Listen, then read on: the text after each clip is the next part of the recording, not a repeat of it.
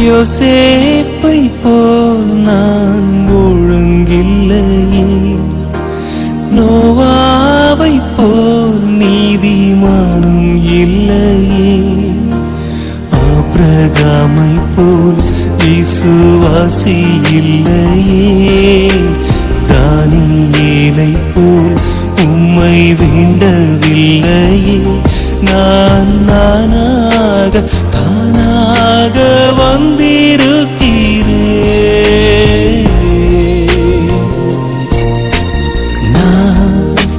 நானாகவே வந்திருக்கிறேன். பிரசன்னத்தில் வந்து நிற்கிறேன். நீ இன்று என்னை ஏற்றுக்கொள்வீராவும் ராஜ்யத்தில் சேர்த்துக் கொள்வீரா?